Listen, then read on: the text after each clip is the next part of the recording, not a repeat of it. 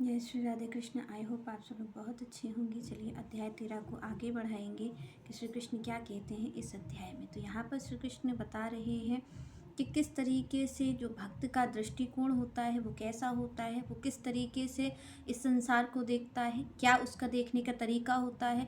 क्योंकि ज्ञानियों का तरीका अलग है, ज्ञानी जो है उनका संसार को देखने का तरीका अलग है। जो भगवान के निज जन हैं, सेवक जन हैं, उनके प्रेमी जन हैं, उनका देखने का दृष्टिकोण अलग होता है और योगी लोगों का अलग होता है। तो यहाँ पर भगवान ने कहा कि अगर कोई मेरी प्राप्ति करना चाहता तब उसका दृष्टिकोण क्या होना चाहिए, किस तरीके से उसे संसार को देखना चाहिए।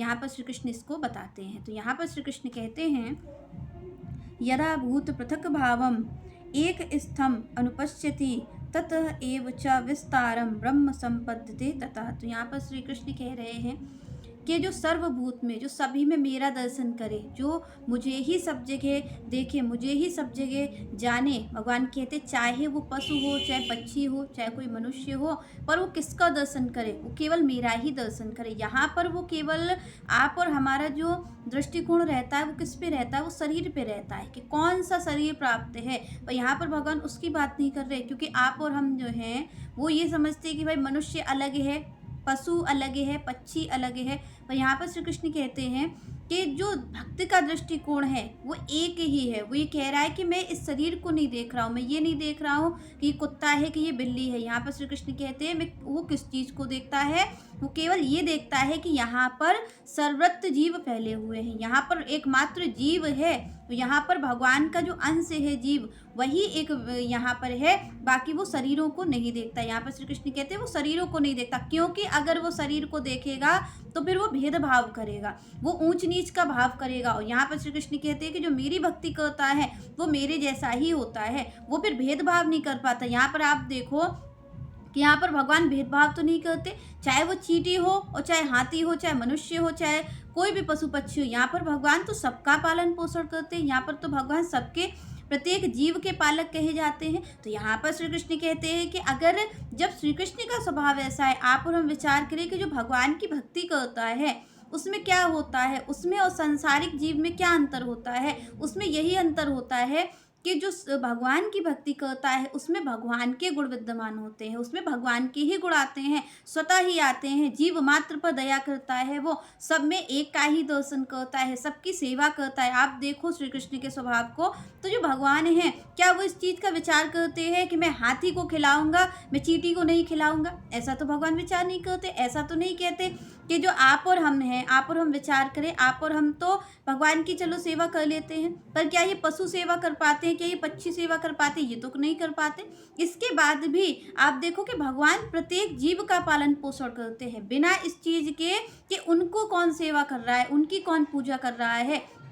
क्योंकि आप और हम तो पूजा कर लेते हैं, पर आप और हम विचार करें क्या पशु पूजा करने कभी आपने हमने आज तक देखा है कि कभी कोई पशु भी पूजा करने गया हो, कोई पक्षी भी पूजा करने गया हो? नहीं करने जाता। उसके बाद भी देखते हैं हम कि पशुओं तक भी भोजन पहुंच रहा है, उनका भी पालन पोषण भरण पोषण श्री हरि कर रहे हैं, श्री कृष्ण कर रहे हैं उनका भी। तो यहाँ पर हमें भगवान का स्वभाव एक तो पता चलता है कि भगवान जीव मात्र पे दया करते हैं। यहाँ पर स्वयं भगवान कहते हैं सब पर मोर बराबर दया। उन्होंने कहा मैं बराबर का सब पर दया करता हूँ, मैं किसी का विचार नहीं करता हूँ, मैं ये हीन दृष्टि से मैं किसी को नहीं देखता हूँ कि ये पक्षी है कि ये पशु है। तो ऐसे ही भक्त का स्वभाव होता है। यहाँ श्री कृष्ण कह रहे हैं कि भक्त का भी दृष्टिकोण यही हो कि वो दर्शन यहाँ पर इस चीज़ का नहीं करे कि मैं यहाँ पर मनुष्य की तो सेवा करूँगा, मैं साधु संतों की तो सेवा करूँगा, मैं भगवान के श्री विग्रह की भी सेवा करूँगा, पर मैं पशुओं को मारूंगा, या फिर मैं पशुओं की सेवा नहीं करूँगा, मैं पशुओं पे अत्याचार करूँगा, मैं पक्षियों पे अत्याचार करूँगा। तो यहाँ पर आप और हमें ये ध्यान रखना चाहिए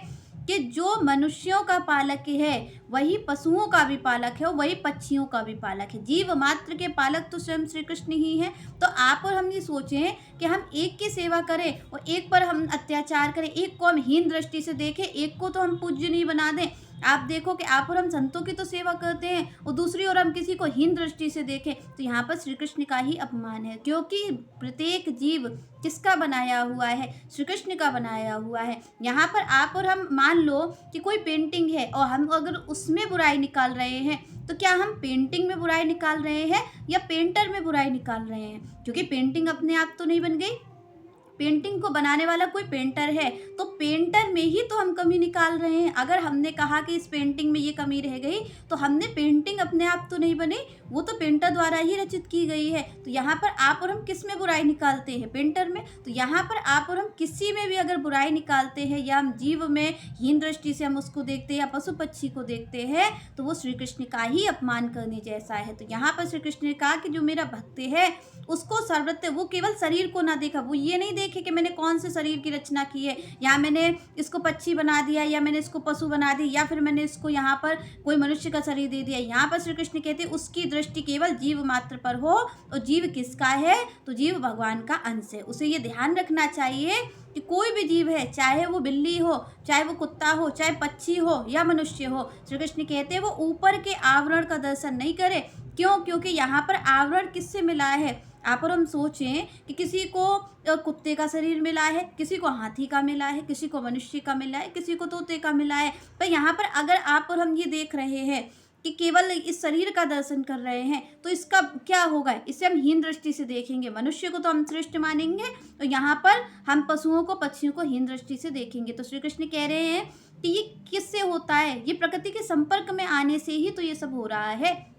अगर आपको और हमें कोई शरीर प्राप्त हुआ है तो किस कारण से हुआ है? प्रकृति के आप और हम संपर्क में आए हैं, उससे ही हमें ये शरीर मिला है, और उससे शरीर मिलने के कारण वैसी ही क्रिया आप और हम कर रहे हैं। तो यहाँ पर श्री कृष्ण ने कहा कि वो केवल और केवल जीव का दर्शन करे, कि जो मनुष्य के अंदर जीव बैठा है वही पशु के अंदर भी बैठा है, हो वही पक्षी के अंदर भी बैठा है। तो यहाँ पर किसी को भी हीन दृष्टि से नहीं देख करके, और मेरा ही स्वरूप जानकर, यहाँ पर भगवान कह रहे मेरा ही स्वरूप जान करके और सबकी सेवा को करिए। चलिए नेक्स्ट चर्चा हम नेक्स्ट वीडियो में करेंगे।